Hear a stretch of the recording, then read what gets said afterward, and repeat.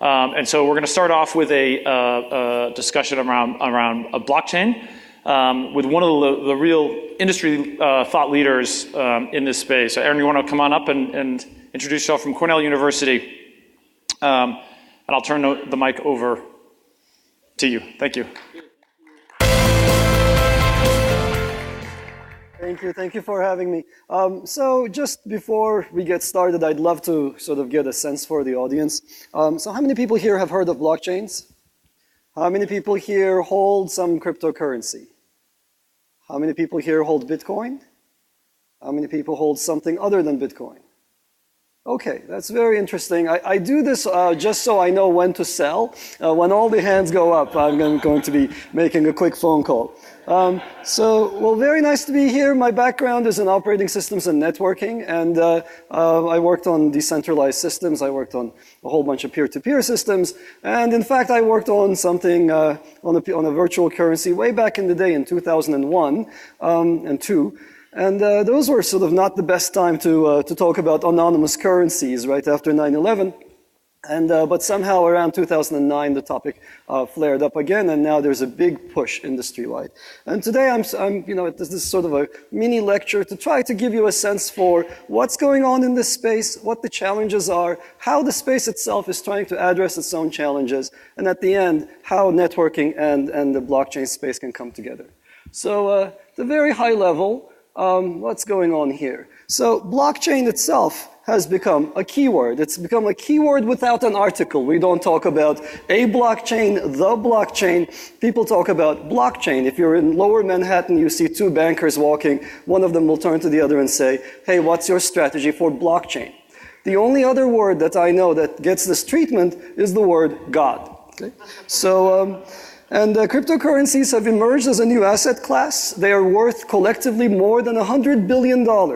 So there are about 1,800 cryptocurrencies today. Most of them are crap, right? So that is a fact. But collectively, there is something interesting going on where people go and put their money into these things and become very passionate about them thereafter. There has been about $3 billion of actual VC money that has gone into this space. That's pretty substantial. And much more interestingly, from my perspective, about $7 billion have gone in organically from investors direct to what are called ICOs, initial coin offerings. And so there's this parallel track developing where instead of IPO, people are doing these ICOs and bypassing a lot of the legalities that have been put into place for better or worse. So of course that brings with it a lot of concerns, but there's something interesting happening there as well. And there are interesting milestones also. So I know that many of you are a part of organizations where people, operational staff, carry pagers. Some of you probably do carry the equivalent of a pager. Nobody carries a pager for Bitcoin. If it goes down, no one gets alerted. But it hasn't gone down since its launch, since 2009. And that is not something that Amazon can say, as great as their service is. That is not something that Google can say, as well managed as their network is. So, and at these conferences that I go to, whoa, interesting. Okay, at these conferences that I go to, they're kind of interesting. I've been at tables where, stolid old gentlemen from the Bank of England have sat at the same table as darknet market operators. So something interesting is going on, and you can see that socially there's something interesting. One of the things I check is occasionally, what's the crowd sentiment? And if you go to YouTube and you look for videos about Facebook or Google or Amazon, you'll find maybe a few done by the HR departments of said companies. You'll find some organic songs recorded on YouTube for free software, but you'll find many, many, many more written about Bitcoin, for example. So there's something interesting happening here, and we need to understand the trend. We need to understand what's going on. And there's a lot of hype and a lot of criticism. So let me go through the hype a little bit, and of course I'll go through the criticism as well. So something that I read in the New York Times was Satoshi solved a problem that academic computer scientists thought was impossible, known as the Byzantine generals problem. This, of course, should make any of you who read the Byzantine generals paper by Leslie Lamport very, very upset, because that paper that defined that problem also provided multiple solutions to the Byzantine generals problem. It wasn't Satoshi who started history on the blockchain. This was a topic that was very well studied. Bitcoin is digital gold. It will put us back onto a sound monetary policy. There is something about gold bugism and Bitcoin that goes hand in hand.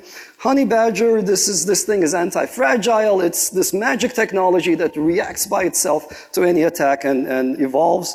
Those are not true. And Bitcoin will end wars. So part of the reasoning is the transparency this new financial system accords to people will allow us to audit our governments, to see where the money is truly going and perhaps keep them from engaging in wars. I think this is a little bit preposterous. On the other side, of course, the criticism is in the form of, it's a non-deliberate Ponzi scheme. Okay, so you can say a lot about these kinds of, whatever economic schemes. This is not a Ponzi. It's yet another eventually consistent database. That's also certifiably false. Bitcoin, in the absence of partitions, provides a very strong consistency guarantee. Inherently limited in scale and performance, and I want to talk about this quite a bit today. And unlikely to impact the finance sector. That's actually a funny thing to say because it's already impacted the finance sector. And if nothing comes out of this effort except better custodial solutions for digital assets or better exchanges or a way to audit companies, then we will already have won. We will already have made an enormous leap. And I suspect there will be dozens of such accomplishments coming out of this space.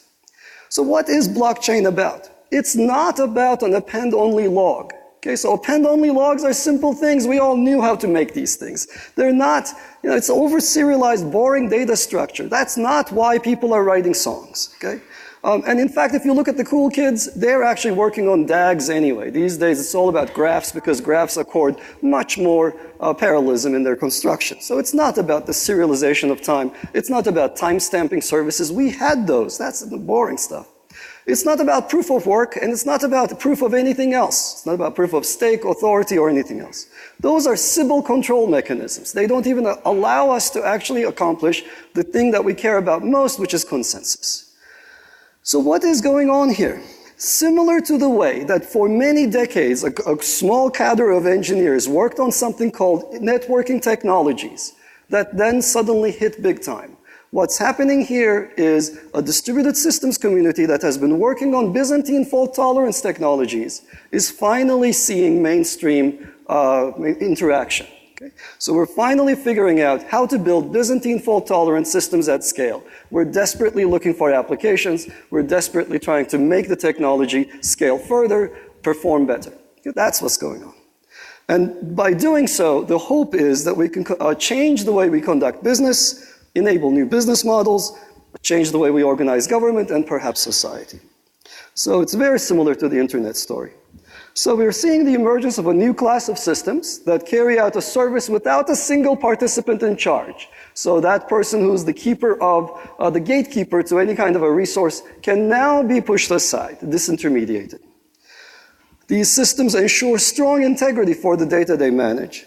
And they provide auditability and transparency. You can't fool the system. You can't have something happening in the back office that is not reflected in the front.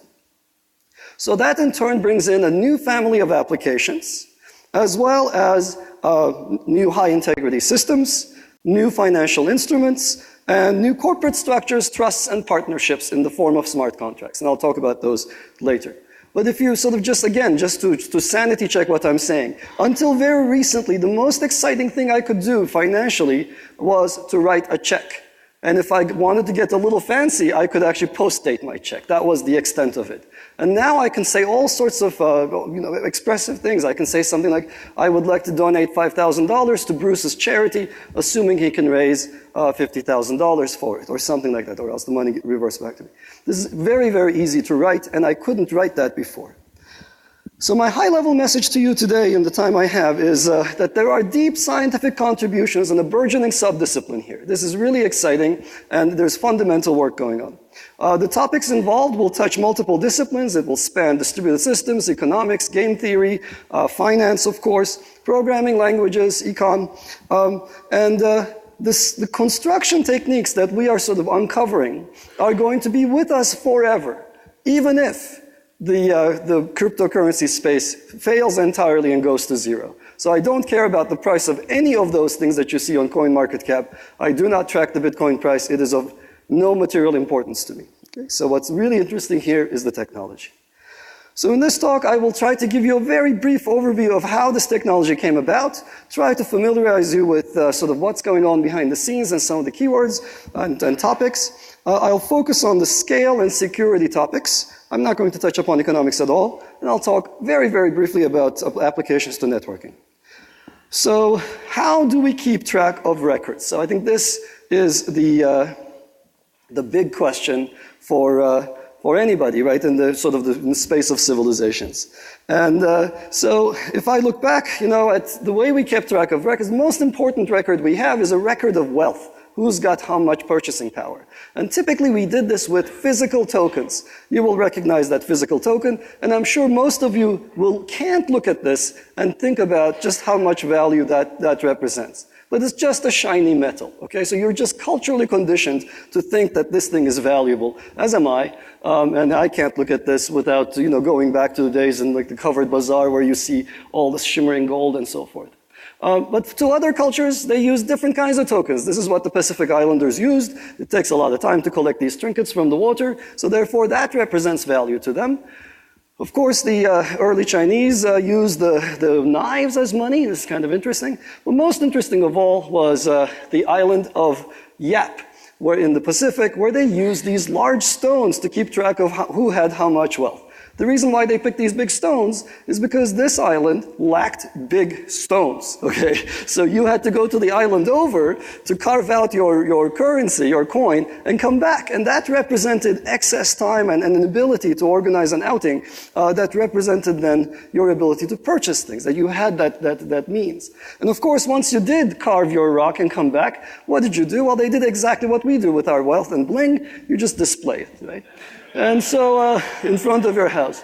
And when you want to buy something, you go to, say, Bruce and say, hey, Bruce, I'd like to purchase your land. And then he says, well, that's going to be 2 coins. And I say, okay, then I roll my coins over to his house. And then he then puts it up on display with as many other coins, so that's kind of nice and all and everything.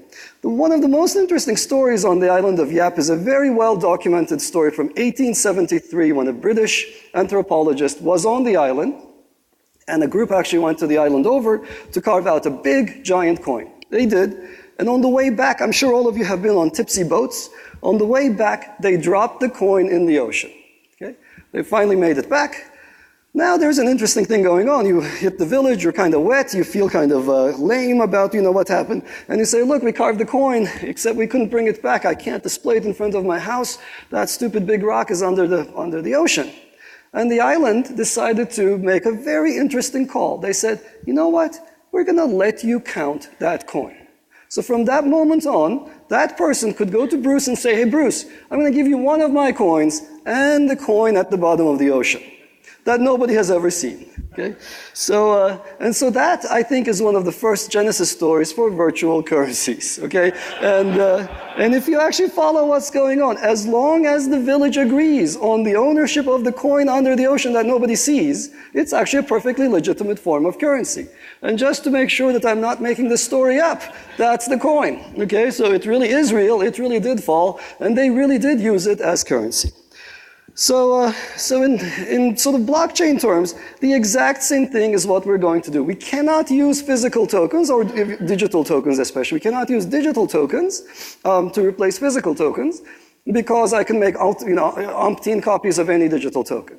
I need to make sure that there's only one, and we need to achieve some kind of consensus on who owns that token.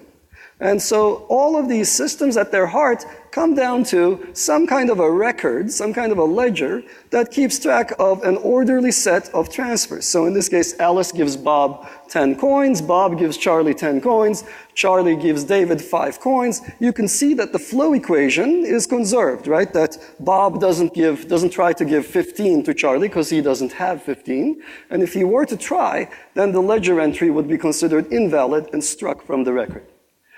So that's one. Now I'd like to take a step up. This is just one kind of a transaction. Most people have seen ledgers before. They understand how this works fairly easily. There is another thing we could do, and my animations have disappeared, but it's okay. There's another thing we can do, which is the following. We could, in one transaction, agree on a set of rules. For example, the simplest example, I agree on a set of chess rules. The queen moves this way, king moves that way, etc., etc. And I put some money down, okay?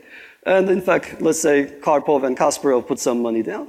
And then from that point on, instead of a transaction transferring value, I could have a transaction that records a move on that chessboard. So for example, in this case, Karpov is trying to move his pawn from e to e4, and then ultimately a bunch of other moves happen, and finally we see Kasparov saying, checkmate at the bottom. And at the end of that checkmate, value transfer is guaranteed to go to the person who won the game. And the rules of the game were set in stone ahead of time. So what does that get us?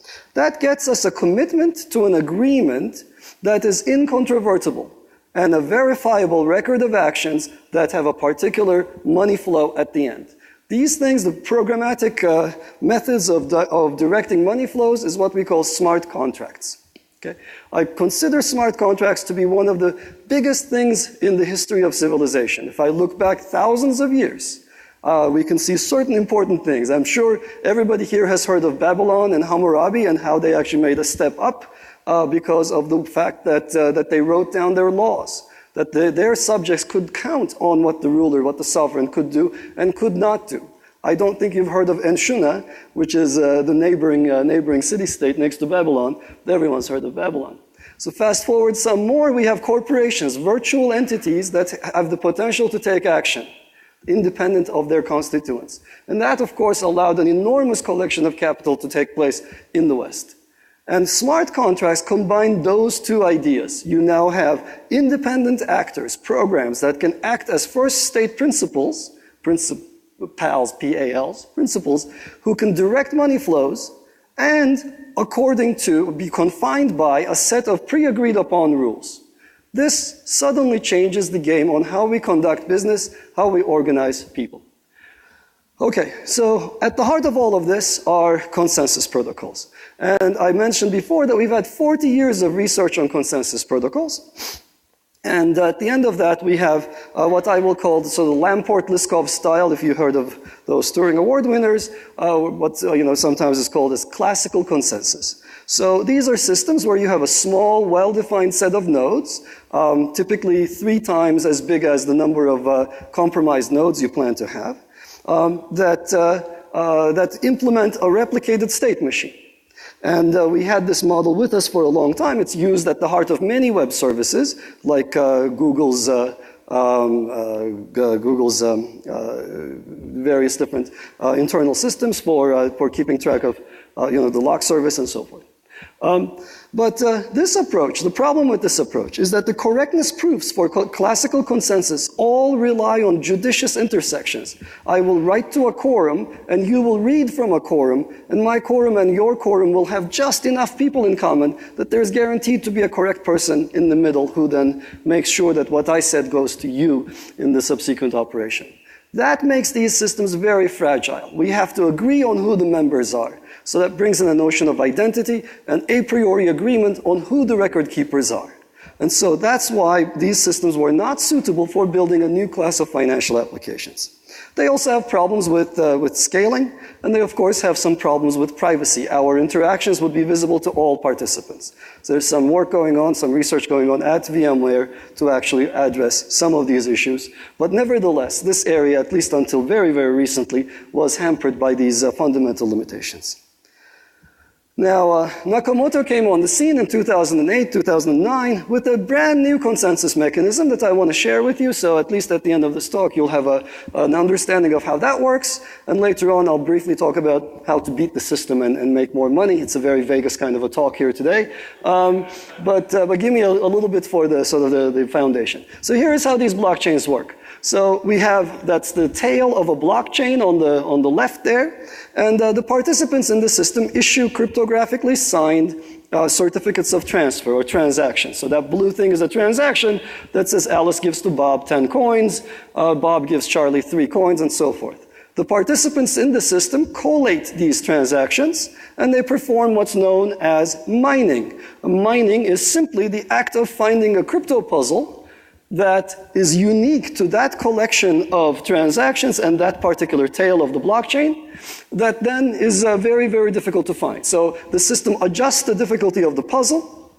It's a cryptographic hash result. It adjusts the difficulty of the puzzle so that these blocks are found every block interval. In the case of Bitcoin, that's every 10 minutes. So every 10 minutes, somebody appends a block, and the system then moves forward and gets extended. In this case, Bob gives David seven coins, and so on and so forth. Now, you might ask, why would anybody do this? Well, they would do this because we incentivize them. So in the case of Bitcoin, the act of finding this crypto puzzle is going to be so consumptive of energy that you need something in return. And the system allows you to create some coins out of the thin air, as I pointed out over there in the very first transaction. That transaction, known as a Coinbase, essentially says God gives me 50 coins out of the blue. So Alice gives Bob 10, Bob gives Charlie 3, and God gives the miner 50 coins for doing this hard work. Okay? So at once, Nakamoto solved both the incentivization problem, the minting problem, and the ledger maintenance problem. Now you can say, haha, well, I know how to play with this. I know how to game this system. I can simply go back, or in fact, I can simply fork the ledger. I can simply say, look, well, in the top block over there, Gun gives Bruce $50. I'll create another block where I don't have that record, and I keep the $50 to myself, even while I get $50 worth of service from Bruce.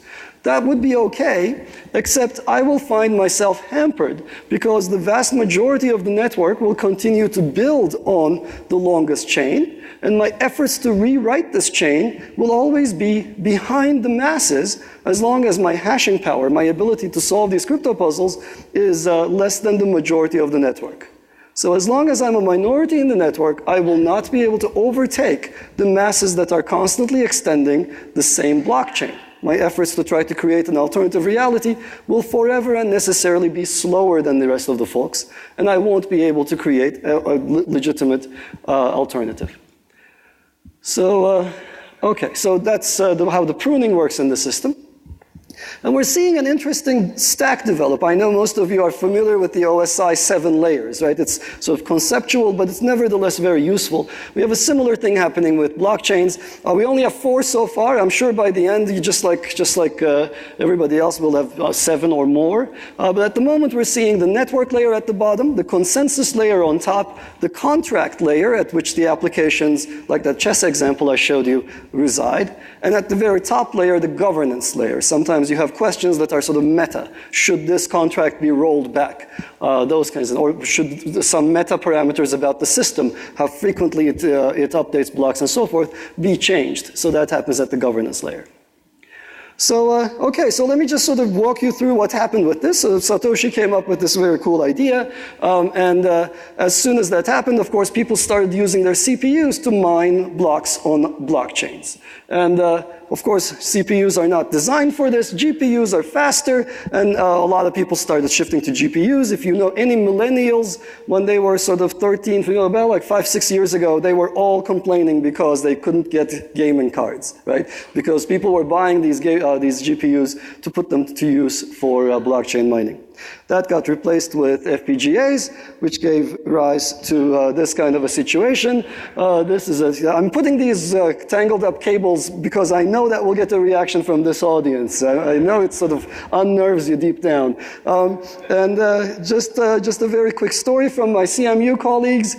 They were redesigning their systems lab, and they raised the floorboards, and lo and behold, underneath the floorboards was another data center, okay, all doing this. So this is around the time of that New York Times story, if you read it, about how the Chinese hashing farms were springing up. It's sort of a fly-by-night operation. You can see the professional job they did with the cooling. That should be an example to all of you.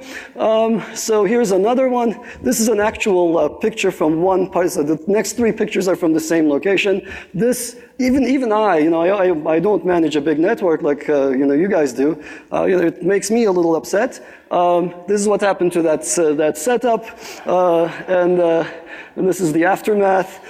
Feel free to use this as a cautionary example for how to wire. It's a lot of money makers that went down. This is a fellow in Estonia, I believe. He's very happy about having established his money-making devices over there. I'm sure this is a feeling that you can, that resonates with some of you. So these are current miners. These are, I think these are oil-cooled. But these mining operations are now making billions of dollars per quarter in profit, okay? So it's a big business, it's a professionally run business, and it's actually consuming an enormous amount of energy. Somewhere around Denmark or Austria's energy consumption is going into blockchain maintenance right now. That's still less than fiat's requirements, but it's actually substantial. And it's time to think about why it is that we're pouring all this energy in, and it's time to think about alternatives, and I'll talk about those in a bit. Okay, so at the heart of this system, of course, is the basic mechanism I showed you before of extending a blockchain. And that, in turn, is limited in performance. So the throughput that Bitcoin gets is simply around 3.3 transactions per second on its main chain. The latency of committing a transaction is 10 to 60 minutes. Okay, so that's actually fairly long, right? It's definitely not network speeds, right? You cannot do network transactions. It's not even clear that it's human speeds. You definitely don't want to be stuck behind somebody at the cash register for 60 minutes or even 10 minutes. So I want to talk to you a little bit about what's going on in the space to address this. Some of it is my work, some of it is my colleagues' work. So one of the things that might occur to you is, okay, well, that's happening, that's all nice and dandy. Why not just retweak? Satoshi gave us a good protocol. Let's retweak the basic parameters. Let's make the blocks bigger, or maybe make them a little bit more frequent to try to get more blocks per second. But you can't do this forever. The scales that we want to reach are things like, at Visa level, we're talking about 2,000 to 5,000 transactions per second. So peak Visa is 50,000 TPS. And so an IoT, millions of transactions per second. We can't get there just by making the blocks bigger, because when the blocks are too big, then suddenly you have a great pressure to centralize. Everybody wants to be next to each other, because when you discover a block, I want to hear of it as soon as possible and build on the next block. And if you're in Shenzhen, China, and I'm in the US, that's not going to happen. Somebody else in Shenzhen will have the leg up on me. And so suddenly you find everybody centralizing in the same jurisdiction, same location, and the entire value proposition of these decentralized systems goes out the door if it comes down to essentially a very badly implemented SQL database. So one of the first approaches that my group took to this, was to observe the following. When you have a system like this, there's a funny thing going on. The system is mostly quiescent. Most of the time, there's absolutely nothing happening in the network. And then somebody discovers a block, and there's some frenetic activity to get that block to all the other nodes. And that block is serving two functions. One of the functions is it elects the leader. It says, this person got lucky, he is the one who solved the block. And, by the way, he serialized what happened in the last 10 minutes as follows. So there's two things going on. One of them is this ledger creation, and the other is the ledger addition. And if we were to split these two functions, we can come up with a different kind of a protocol architecture, similar to Nakamoto's, very, very similar, in fact, identical in its security assumptions, but much better in its network behavior. So this is a system called Bitcoin NG. This protocol has been around. It's ancient now. It's been around for 3 years. It's used in 5 or 6 cryptocurrencies. Sum total is only $1 billion. But nevertheless, I think it's a good way to improve the transactions per second. And the core idea is split these blocks, have a key block every 10 minutes, and have a bunch of micro blocks issued by the person who issued the last key block in between. So pictorially, it looks kind of like this. Like that. Here we go. I discover a key block, and I have simply a cryptographic key in it that says, hey guys, I am the one with the conch, I am the leader, and I shall dictate to you what happened, not what happened in the last 10 minutes, but what is happening as it happens in the next 10 minutes. So from that point on, I can issue these things known as micro blocks, and as transactions come to me and I vet them to be valid, I add them to the end of the blockchain. And so those things are still chained. It's now a very different, a much smoother load on the network. That, of course, is going to be interrupted at some point by somebody else finding another key block, the yellow miner, and then starting to mine from that point on. There are lots of technical challenges here. The fee distribution needs to be reimagined entirely. The incentives have to be redone entirely because we want to give incentives to the yellow miner to always extend, to go to the last microblock he can, and to give no incentives to the blue miner to hoard microblocks. So that means it's a system of sort of inequalities, and if you solve them, then you come up with just the right incentives to get what you want. So this is Bitcoin NG. There have been many other solutions in the same space. We call that space hybrid consensus. That's the term that you might hear. Bizcoin, Thunderella, and others are in this domain where you have a proof of work system where the proof of work system then elects a subcommittee that serializes transactions. NG was the first one. It selected a single leader, so Bizcoin and Thunderella do a committee instead. Very similar, again, are approaches that are known as side chains. And in side chains, what you're doing is you're transferring some value out of the main chain to a set of nodes that then manage it on their own, that then re-import the value back, typically with what's known as a reverse peg. These things, of course, are very, very tricky, even though they sound simple. The reverse peg, for example, is subject to all sorts of attacks if you don't get it right. So the goal here with all of these approaches, both side chains and hybrid consensus, is to try to combine some of the features of classical consensus with proof of work systems, with Nakamoto Consensus. But if you fail, then you end up with problems with the worst of both worlds. So where does this take us? Well, so if you reparameterize, you can go from 3 transactions per second to maybe, I don't know, 15, 20, something like that. If you change your protocol to a hybrid model, to NG, to whatever else, then you can get to maybe hundreds of transactions per second. But that is still not Google scale. It's definitely not network scale. So can we do better? So there's one interesting development that happened maybe just last May, and let me give you a very brief overview of what happened. So a paper was dropped anonymously by a group calling themselves Team Rocket, and Team Rocket came up with a new consensus protocol. So I talked about these classical consensus protocols, and here's an illustration of their n-squared communication nature. I talked about Nakamoto Consensus. What this group showed is, well, we can have an entirely different approach that combines the best of Nakamoto and best of classical. And we can do so to achieve quick finality, high throughput, 1,000 to 10,000 transactions per second, very high scale, so maybe 10,000 to 10 million nodes, very robust, no need for membership, no need to count who's in there and so forth, and it will be quiescent, green, and sustainable. And it's all inspired by epidemic protocols and gossip networks. And the core idea, I'll just very, very quickly illustrate it, is metastability. A consensus protocol, like the nemesis of a consensus protocol, is some stable situation where the protocol is stuck without a decision. So this protocol is geared to be metastable, to not want to be at balance. And the way it works is very simple. Imagine that you're at a very crowded, ginormous stadium, and everybody has a colored card on their foreheads. You sample a small number of people in the stadium, and you say, what color is the card on your forehead? And you hear back red, red, blue, red, blue. And upon hearing this, all you do is you say, okay, it looks like the reds are winning, I'm gonna go red.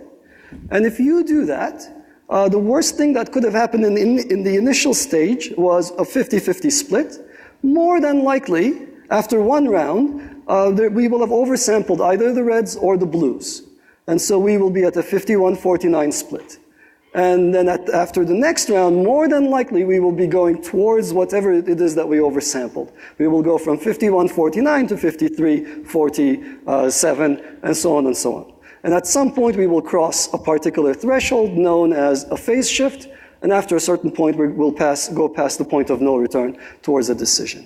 So I'm not sure if these animations, oh, they're working. Okay, they're working very slowly. Okay, so this is just to illustrate the sampling. It's a very simple protocol. It's very easy to see how the metastability works. It's fairly hard to prove actually, that it will converge. And the funny thing is, in a stadium full of, let's say 50,000 people, and you and I don't even know who's in it. We disagree on like 1,000 of them. The system will still converge after a small number of rounds, say 11 to 13 or so. And after say 13 rounds, you will look around, and all the correct nodes will be looking around with the same colored card on their foreheads. That's a pretty cool result. So that gives us something on the order of, again, 1,000 to 10,000 transactions per second on-chain. Let me talk a little bit about how to get even more. There is this thing called off-chain systems. One of the interesting ideas, not from two developers, Poon and Drija, is this system called Lightning Network. And the idea here is when you have Alice and Bob who are about to interact frequently, they reserve some value on the main blockchain, and they simply say, okay, look, we're going to freeze our funds on the blockchain in this collection of banks, if you will, or on the ledger. And we'll keep tabs on how much money Alice has, she has 100 coins, and how much money Bob has, 50. And, and let's say that in this case, Alice buys something from Bob, and all they have to do is, between the two of them, they have to update their balances. After another purchase, Alice pays Bob, and they sign a new transaction that's valid on the chain without putting it on the chain. And at some point, when everything is done, Bob says, okay, I'd like to end this relationship and get the net out. All they have to do is push the settlement transaction. So Alice and Bob can interact thousands and thousands of times, hitting the blockchain only twice. So this is a big leg up.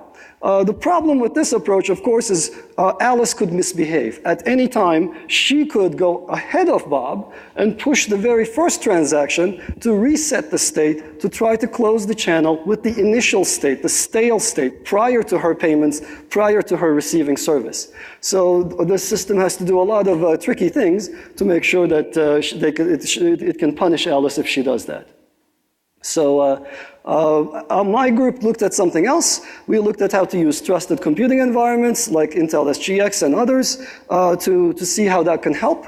And so in our setup, Bob tells Alice that he's got a certain machine that's running an enclave with a particular fingerprint, and the code in that fingerprinted enclave cannot misbehave. It's free from tampering, even by Bob. So the setup is slightly different. The keys that were unique to Alice and Bob are shared now. Alice hands her private key to Bob and vice versa. And the rest of the operation, the rest of the operation of the protocol is identical, and the system then achieves on the order of about 125,000 transactions per second per channel. And you can have as many channels as you like. So the previous software-based technique was getting only about 1,000 transactions per second. Okay, so that's sort of that. Very, very quickly, I want to talk about security, and you're here in Vegas. Let me tell you how to make money quick. There are three aspects to blockchain security. I'll talk about all of them very briefly. One is the infrastructure level, so the consensus protocol. The other one is the contract layer, the blockchain applications themselves. And then, of course, the security of the ecosystem, which is important if you're going to be incorporating this technology into your products. So very quickly, when I came on the scene, there were a bunch of myths that people kept repeating to themselves. Everybody who believed in blockchains kept saying that, they had a folk theorem. They believed this without proof. They believed that security guarantees of Nakamoto Consensus hold as long as a majority is honest. I did the song and dance pretty much in line with what they would do back then, and I gave you a hand-wavy agreement, hand-wavy explanation for why that makes sense. And so the people assumed that that was all there was to the story. So that's one belief they held. Another belief they held was deviating from Satoshi's protocol is not profitable. This is a property you want. You want people to follow your protocol, and if they were to deviate, they should get punished by making less money. And of course, the third one is it's a fair world. Miners' earnings should be proportional to their hash power. If somebody who has a tiny amount of hash power should not make money that's sort of not commensurate with his resources. Itai al and I showed that all three of these commonly repeated, sort of assumed folk theorems were false. Okay? You can break the bank. You can cheat the system quite dramatically, in fact, using a different strategy. You don't follow what Satoshi told you to do. You follow a slightly different strategy that I'm going to very briefly explain, and you will make much, much, much more money. So this is called selfish mining. And it actually has, it leads to unstable dynamics. The key idea here is to launch essentially a statistical attack, okay? So what you do is just like counting cards at blackjack. When you find a block, Satoshi would have you share that block with everyone, and everybody else would pile on it. I would say, hey, here's my block. Bruce would say, thank you, Gun. I'll build on it, etc. And we would collaboratively build our blockchain. If I don't do that, and I hold the block behind my back, okay, we're suddenly in a slightly different world. You're all solving you're looking for a solution to a crypto puzzle whose solution I know. You're working on a stale problem in a sense. And with some probability, I will have a second block on top of my first block. So I will have 2 blocks behind my back. And at this point, Bruce can say, hey, I found a block, I'm pretty good. And I will say, well, that's very nice of you, but I've got 2 blocks right here. And when I do that, your work is wasted. And when that happens, your work is no longer represented on the blockchain, and I am overrepresented compared to my hash power. So that's the core idea behind selfish mining. It breaks down 3 fundamental theorems that the Bitcoin folks had. We analyzed this thoroughly. We built a numerical simulator for it, and then we came out with our results. I have never been attacked. I've done work in DNS, by the way, and got attacked there. so this is insanely worse than anything else I've seen in any other domain. We got attacked like there was no tomorrow.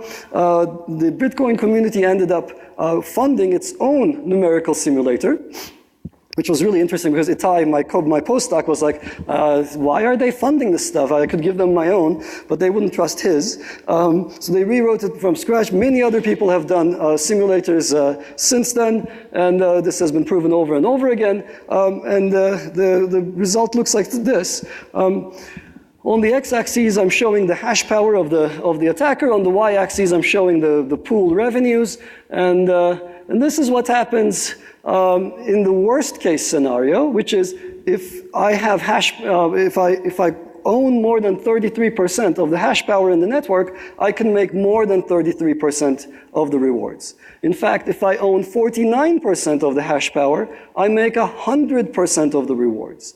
So that's a pretty interesting outcome. And if I'm actually pretty good with my networking, that is, on occasion there will be races inside the network. And if I win those races, then I can actually get profitable much more quickly, and I'm on the blue curve instead of the red one. So this is, of course, a bad scenario. So I'd like to move on to another security topic, which has to do with the contract security. So the smart contracts that people build on top of blockchains remain a buggy, hot mess. We see their failures all the time. One of the ones that I was involved in was this thing called the DAO. This was essentially something like a VC fund on a blockchain. We all pool our resources, we make funding decisions, people take our money, they do things, and they come back. Interestingly, this is an extra-legal VC fund. Like, you could fund things with this, such as, Bruce could come before it and say, I'd like to build a submarine to ferry drugs from Colombia to Florida, and we could actually fund it, right? So you can't really do this from Andreessen Horowitz, but you can do it directly out of the DAO. And people get excited about these kinds of ideas. Oh, hacker stole 53, that's not $53, that's 53 million. So people are stealing enormous sums of money through these networks from the comfort of their dens. The largest bank heist in the US was $37 million for just comparison. So we need help from the program verification community on safety, liveness, and other properties of contracts. I need not say too much about how weak our systems are in general. The ecosystem that holds these valuable crypto assets is incredibly fragile. Wallets, laptops, phones, these are super fragile. There's a major exchange failure every 4 months. Okay, and the last one was about 600 million, if I'm not mistaken. The default state of an exchange is empty. These things get hacked all the time. Their sort of low energy state is to be devoid of assets. And crypto assets are a universal bug bounty. In the old days, I would find a hole and I would contact the vendor would deny it, and I would fight back, and then they would ultimately give me like whatever, $5,000 I got from Netscape. You know, there'd be some kind of a fight there. These days, nobody does that, right? You just find a hole, then you exploit it, you see if there's any Bitcoin, and then you steal it, right? That's what's going on out there. So on this front, I don't expect any help from anybody. I think this is a really hard problem, and crypto itself has to solve it internally. And we've been working on schemes like vaults and covenants to restrict money flows. And very quickly at the end, there's a lot of stuff to do at the intersection of networking and blockchains. So I'll do this two ways. From networking to blockchains, there's an enormous amount of expertise you can bring into this community because the community, once it figures out where the bottlenecks are in the consensus protocols and the higher levels of the stack, the bottlenecks will migrate to the network. Okay? And so the art of constructing low latency networks for disseminating financial data is something that's crucial to this space and something that's going to be even more important. I'm currently involved in a company called Bloxroute that is trying to tackle this problem, and sort of whereas Akamai was approaching the problem of bulk data transfer, we're trying to approach the problem of timely small data transfers. And vice versa. From blockchains to networking. This is a very interesting space, and I need not tell you that your jobs are all about routing, but I think I'm going to steal a line from David Clark and tell you that the thing that you are routing that is incidental are packets. They don't really matter. What you guys are really doing is routing money, right? So those packets flow in one direction, and typically the money flows in the other direction, as David Clark likes to point out. And interestingly, you all exist in a Byzantine environment. You are the original Byzantine system designers. The network protocols had to be Byzantine. Okay? And decentralization is critical to most of the solutions and most of the problems that you face. Look at, for example, the construction of the domain name system. You were there far before anybody else even thought about, even far before Satoshi thought about decentralizing a bank. So there is a very nice confluence of interests here and expertise here. And very quickly, I want to clue you into some of the things that are happening in the blockchain world that impinges on networking. So a bunch of people have built something called the Ethereum name system, and it's well worth checking out. So this is a completely decentralized name system where there is no top-level registrar. There is no notion of a single entity in charge. Every time I have to renew Sirar.com, you know, there's something inside me that breaks a little bit as I look at those charges. $10 for a .com name is something I just don't understand. So this is a very interesting system. Everything is managed by a smart contract. Conflicts are managed by a smart contract. The sale of domains is done by a smart contract. There is no physical dependency. There is no power structure baked into the protocol. That's pretty exciting. Of course, there is a lot of sort of corner cases, if you will, that are unspecified as of now. So, for example, how do you arbitrate conflicts? How do you introduce legal overrides into such a decentralized system? You know, are there other architectures besides ENS that make sense here? These are all open questions and exciting ones, if you ask me. So, finally, to wrap up, blockchains enable transactions between parties that have no prior business relationship. I think during the breakfast panel, the word control panel on a blockchain got mentioned, and it's that's exactly what the kind of thing that you can do with blockchains. And you know, again, I need not describe to you that much of what ISPs do is to try to establish a business relationship, right? So you have those interstitial web pages. Do you accept the policies? Do you do this? Do you do that? Well, a lot of that could be done automatically for you. And in fact, the most critical function of all, the transfer of money, could be pushed into the protocol. So that opens up new business models. And of course, a lot of those business models will involve microtransactions, you know, for things like buying any kind of a common network resource, whether that's POP placement, virtualized network functions, what have you, can be done in protocol, and that's very powerful. And finally, the IoT space is hampered by lack of trust in the back end. You know, if you were to buy a camera from Motorola, it's about $250 for a baby monitor. Same device, $50 on AliExpress.com. And the difference is the back end. The AliExpress guy might or might not be there. It's a mom and pop shop that put the sensors together. Motorola, you know it's going to be there, that you pay that enormous price differential. Imagine that you could be any competitor where your back end is essentially guaranteed to be there and guaranteed to work without downtime, and best of all, is scrutinizable. You know exactly how it works, what data it keeps about you, and what it doesn't keep about you. So those are very, very exciting directions, and I'd like to leave you by just saying that there's an exciting future ahead involving decentralized systems that can tolerate Byzantine activities, and they can benefit greatly from your expertise. And in turn, network governance can benefit from the core techniques that are being developed in the blockchain space. Thank you.